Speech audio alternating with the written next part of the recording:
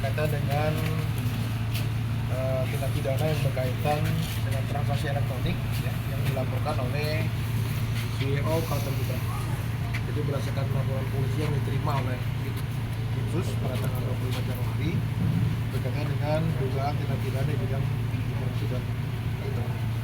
Adapun yang terlapor adalah pemilik akun IG atas nama SG ya, beserta dua pemilik akun. Tentunya nanti penyidik dalam hal ini masih dalam proses penyelidikan, di mana yang telah dilakukan pemeriksaan adalah CEO dari Kalteng Putra. Nantinya akan dikembangkan untuk pemeriksaan para saksi lainnya, sehingga penyidik saat ini melaksanakan kegiatan proses penyelidikan secara integritas, profesional, prosedural dan proporsional. Sehingga nantinya ke depan nanti akan kita sampaikan update berkaitan dengan penanganan kasus yang ditangani oleh Dinsos itu. Mungkin ada sedikit dari Pak Wadir untuk menyampaikan bagaimana sampai dengan saat ini proses penyelidikan yang dilakukan oleh tim dari Dinsos. Silakan Pak Wadir.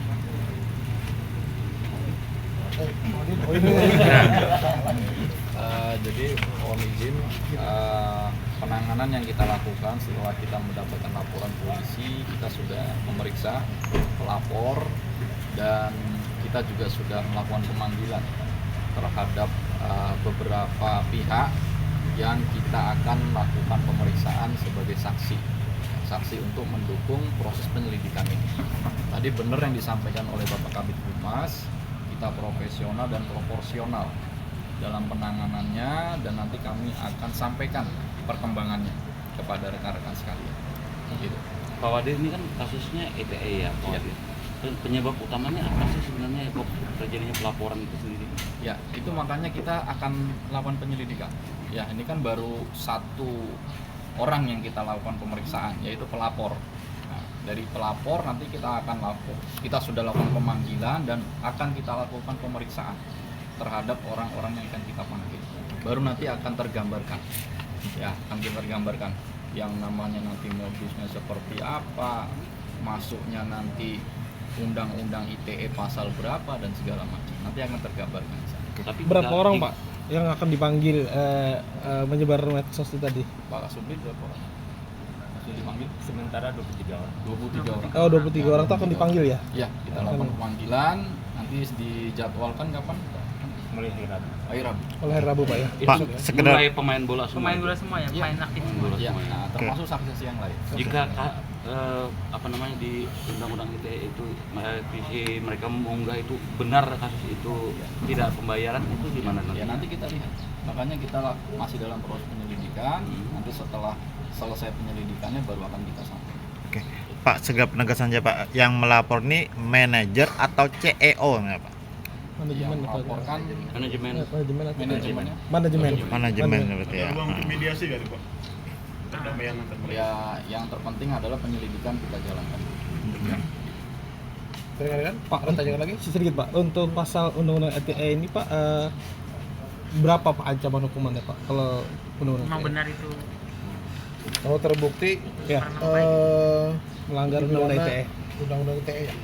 ya 2 tahun dan paling banyak denda 400 juta ya. Untuk yang perkara ini apabila nanti terbukti ya, di pasal 45 ayat 4 ya. Siap. Terima kasih Komandan. Mungkin cukup. Sip, cukup benar. Mungkin foto.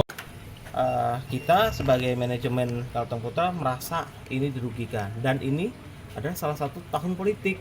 Nah, itu yang kita jaga, karena bola itu tidak ada kepentingan politik ya Bang ya. Nah, itu yang kita jaga, makanya bentuk dari klarifikasi kita bahwa postingan-postingan itu tidak benar adalah kita laporkan bahwa ini adalah pencemaran nama baik dari manajemen Kalteng Putra. Berapa banyak itu, orang Pak? yang dilaporkan? Inisial juga lagi inisialnya. Yang tanda tangan? Kira-kira sekitar ada 23 Pemain orang. ya. Dasar hukumnya Pak mungkin Pak atas. Dasar Pasal, hukumnya pasal. udah jelas, undang-undang ITE ya. Habis itu pasal 27 ayat 1. 27A. 27 ayat 1. Pak, ini kalau mereka ada etikat baik seperti apa? Kalau ada etikat baik ya, yang jelas proses hukuman sudah berjalan. Nah, nanti kita serahkan semua ke kepolisian lah. Berarti ini sudah secara resmi dilaporkan ya? Iya, sudah secara resmi, dan ini LP-nya. Oke.